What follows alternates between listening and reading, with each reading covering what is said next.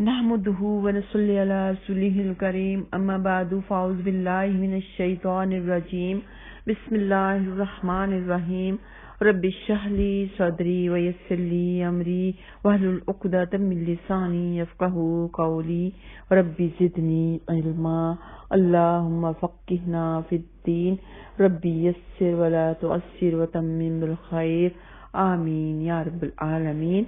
अस्सलामु अलैकुम वरहमतुल्लाहि वबरकातुहू।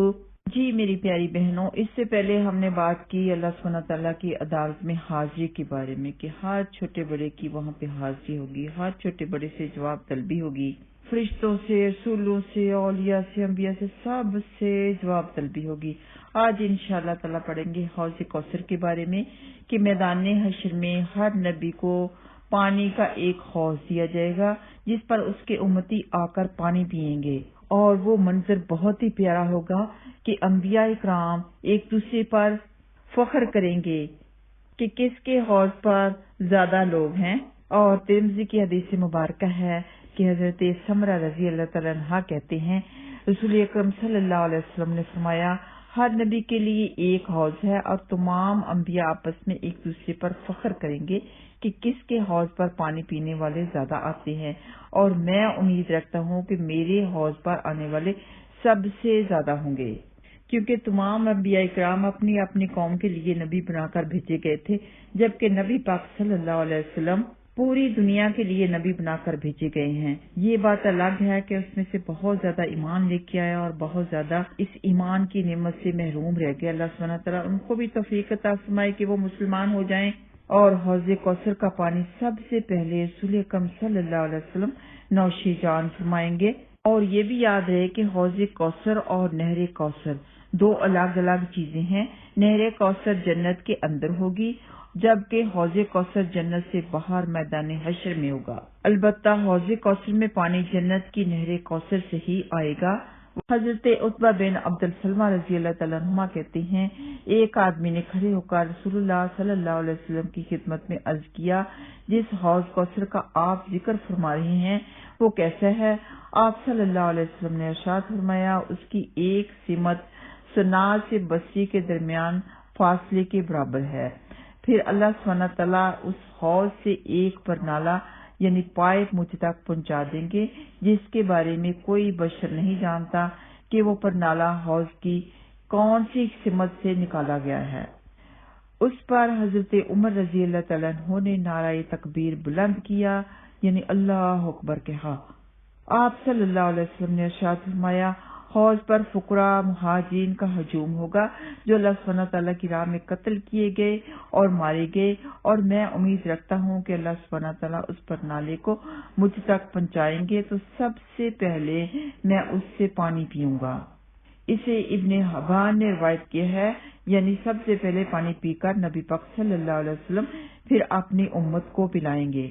और हौज़े कौसर पर सबसे पहले सिराब होने वाली जमात जो होगी वो मुहाजिरीन की फुकरा की होगी, जिनको दुनिया में लोग हकीर समझते हैं, उनसे सही ढंग से बात भी नहीं करते, रोब शोब से बात करते हैं, और बहुत से लोग तो उनको झिड़क कर बुलाते हैं और बहुत से उनको गाली गलौज करते हैं उनकी गलती पर, और वो बेचारे फुकरा फिर भी आजिज़ी से बात करते हैं, जी सर, जी मालिक।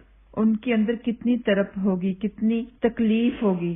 तो इन सब का बदला अल्लाह सुब्हानहू तआला उनको आखिरत में देंगे कि सबसे पहले वो हौज़े कौसर के पानी से सिराब होंगे। हजरत सुबान रजी अल्लाह तआला अन्हु से रिवायत है, रसूलुल्लाह सल्लल्लाहु अलैहि वसल्लम ने फरमाया, मेरे हौज पर सबसे पहले जो लोग आएंगे वो फुकरा मुहाजिरीन होंगे, गर्द आलूद सर, मैले कुचैले कपड़े, नाज़ो नाम में पली हुई औरतों से निकाह करने की इस्तात ना रखने वाले, और जिनके लिए उम्रा के दरवाजे नहीं खोले जाते थे वो होंगे। इसे तिरमिज़ी ने रवायत किया है। और इन सारे मदीना से आप सल्लल्लाहु अलैहि वसल्लम ने हौज कौसर पर मिलने का वादा फरमाया है। जो नबी पाक सल्लल्लाहु अलैहि वसल्लम के करीब थे उनकी एक जमात थी, नबी पाक सल्लल्लाहु अलैहि वसल्लम के दोस्त साथी, उनके साथ नबी पाक सल्लल्लाहु अलैहि वसल्लम ने वादा फरमाया है। इसके बारे में हदीस है कि हजरत अनस रजी अल्लाह तआला अन्हु कहते हैं, मैंने रसूलुल्लाह सल्लल्लाहु अलैहि वसल्लम को फरमाते हुए सुना है कि ऐ जमाते इंसार, मेरा तुम्हारे साथ हौज पर मिलने का वादा है کتنے خوش نصیب ہیں وہ لوگ. اور حوض کوثر کا پانی مسک سے زیادہ خوشبودار، شہد سے زیادہ میٹھا، برف سے زیادہ ٹھنڈا اور دودھ سے زیادہ سفید ہوگا. برف سے زیادہ ٹھنڈا تو ضرور ہوگا، لیکن اس کے پینے سے انسان کو بہت ٹھنڈ نہیں لگے گی. جیسے کہ بہت ٹھنڈا پانی دنیا میں نہیں پیا جاتا، ایسے وہاں پہ نہیں ہوگا. جو شخص ایک دفعہ حوض کوثر سے پانی پی لے گا اسے کبھی پیاس نہیں لگے گی، اور جو شخص حوض کوثر کے پانی سے محروم رہا وہ کبھی سیراب نہیں ہوگا. اور جو بدعتیں پھیلاتے ہیں، بدعتی کام کرتے ہیں، وہ حوض کوثر سے محروم رہ جائیں گے. اللہم لا تجعلنا منہم. حضرت انس رضی اللہ تعالیٰ عنہ کہتے ہیں رسول اللہ صلی اللہ علیہ وسلم نے فرمایا میرا حوض اتنا اور اتنا لمبا ہے، ستاروں کی تعداد کے برابر اس پر جام ہے. اس کے پانی کی خوشبو مسک سے زیادہ ہے، شہد سے زیادہ میٹھا ہے، برف سے زیادہ ٹھنڈا ہے اور دودھ سے زیادہ سفید ہے. جو شخص ایک بار حوض کوثر سے پانی پی لے گا اسے کبھی پیاس نہیں لگے گی، اور جو شخص اس سے محروم رہا وہ کبھی سیراب نہیں ہوگا. اسے بزار اور طبرانی نے روایت کیا ہے. جو شخص حوض کوثر سے پانی پیے گا اسے کبھی کوئی غم یا خوف لاحق نہیں ہوگا، جبکہ وہاں لوگ بہت پریشان ہوں گے، پریشانیوں میں مبتلا ہوں گے، ہول ناکیاں ہوں گی. تو جو حوض کوثر سے سیراب ہو جائے گا وہ غم یا پریشانی وغیرہ میں مبتلا نہیں ہوگا. حضرت ابو امامہ رضی اللہ تعالیٰ عنہ سے روایت ہے کہ رسول اللہ صلی اللہ علیہ وسلم نے فرمایا جس نے حوض کوثر سے ایک بار پانی پی لیا وہ اس کے بعد کبھی پیاس محسوس نہیں کرے گا اور اس کا چہرہ کبھی سیاہ نہیں ہوگا. اسے ابن حبان نے روایت کیا ہے. نبی پاک صلی اللہ علیہ وسلم کے حوض کوثر پر سونے اور چاندی کے جام ہوں گے جن کی تعداد آسمانوں کے ستاروں کے برابر ہوگی. بہت زیادہ جام ہوں گے، بہت ہی زیادہ جام ہوں گے، کیونکہ نبی پاک صلی اللہ علیہ وسلم کی امت بھی تو بہت زیادہ ہوگی نا.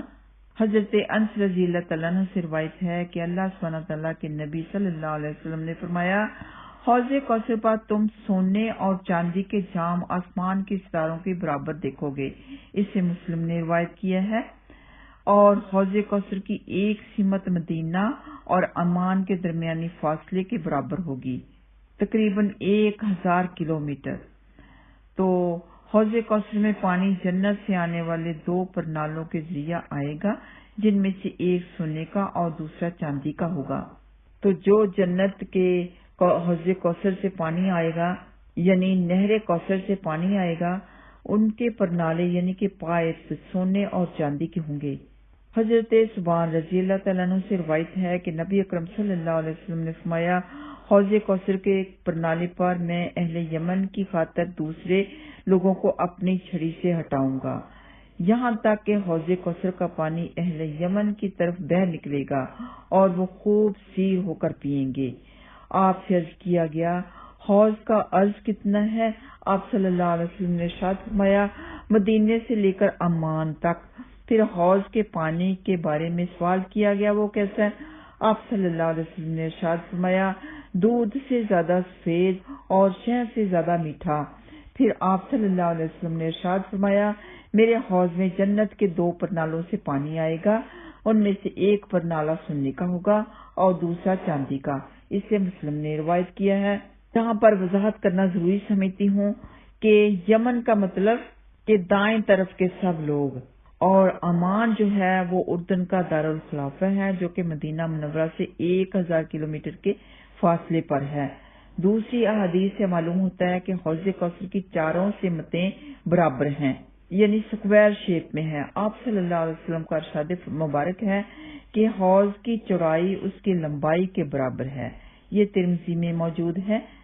کافر پانی پینے کے لیے حوض کوثر پر آنے کی کوشش کریں گے لیکن رسول اکرم صلی اللہ علیہ وسلم انہیں وہاں سے دور ہٹا دیں گے. حضرت حذیفہ رضی اللہ تعالیٰ عنہ کہتے ہیں رسول اکرم صلی اللہ علیہ وسلم نے فرمایا قسم اس ذات کی جس کے ہاتھ میں میری جان ہے میں حوض سے غیر مسلموں کو اسی طرح ہٹا دوں گا جس طرح اونٹوں کا مالک دوسرے اونٹوں کو استھان سے ہٹا دیتا ہے. عرض کیا گیا یا رسول اللہ صلی اللہ علیہ وسلم کیا آپ ہمیں پہچان لیں گے؟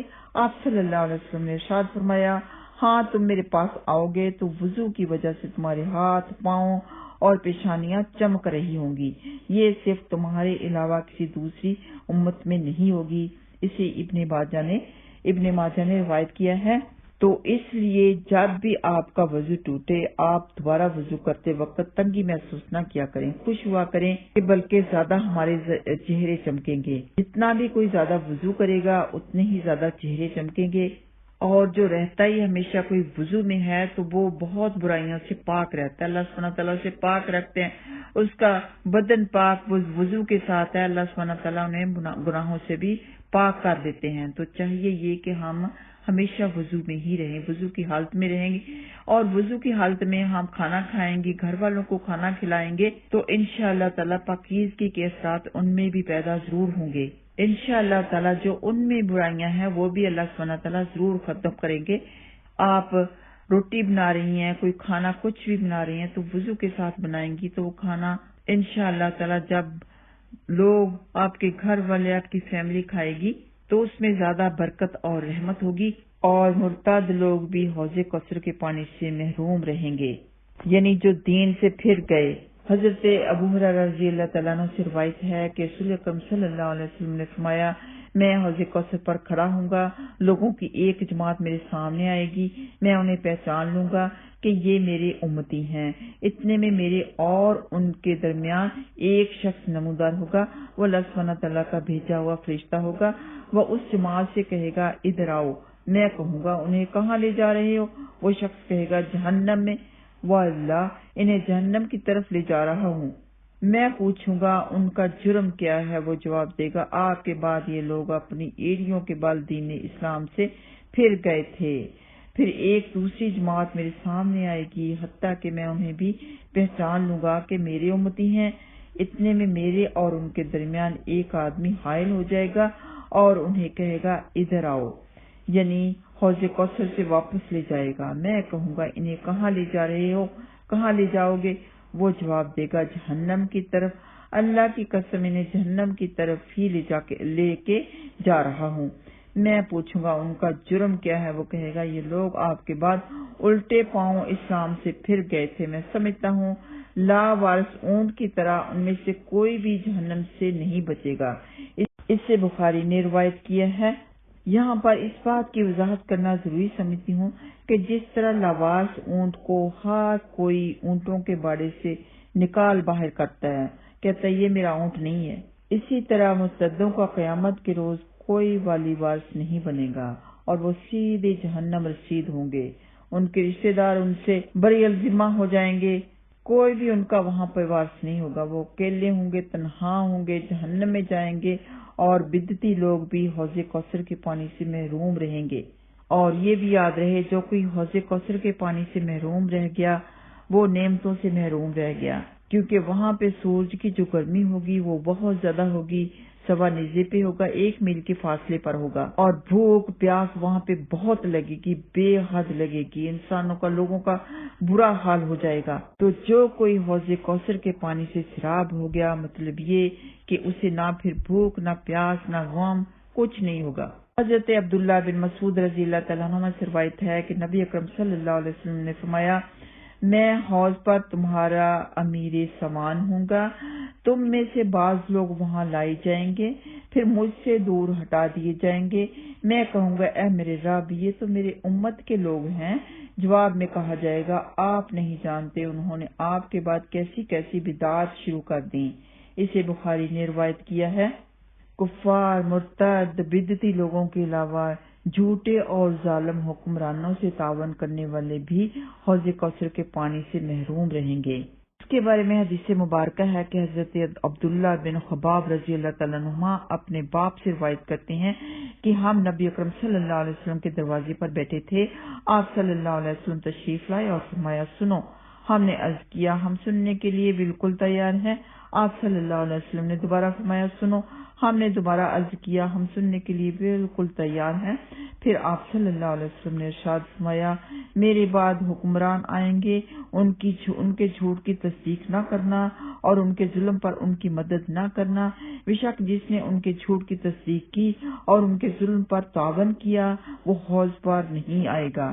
اسے طبرانی اور ابن حبان نے روایت کیا ہے۔ تو جھوٹے حکمران کو نہ تو ووٹ دینی چاہیے نہ ان کے ساتھ اچھے تعلقات رکھنے چاہیے، نہ ان کے ساتھ کوئی تعاون کرنا چاہیے، نہ ان کے لیے ووٹس کا بندوبست کرنا چاہیے، کسی بھی معاملے میں ان کا ساتھ نہیں دینا چاہیے۔ تو انشاءاللہ تعالی اس سے نیکسٹ ایپیسوڈ میں ہم شفاعت کے مسائل کے اوپر بات کریں گے۔ شفاعت کبریٰ اور شفاعت صغریٰ کے بارے میں بات ہوگی۔ اللہ سبحانہ تعالیٰ ہم سب کو حوض کوثر کا پانی نصیب فرمائے، نبی پاک صلی اللہ علیہ وسلم کی شفاعت نصیب فرمائے، آمین یا رب العالمین۔ وآخر دعوانا ان الحمدللہ رب العالمین۔ السلام علیکم ورحمۃ اللہ وبرکاتہ۔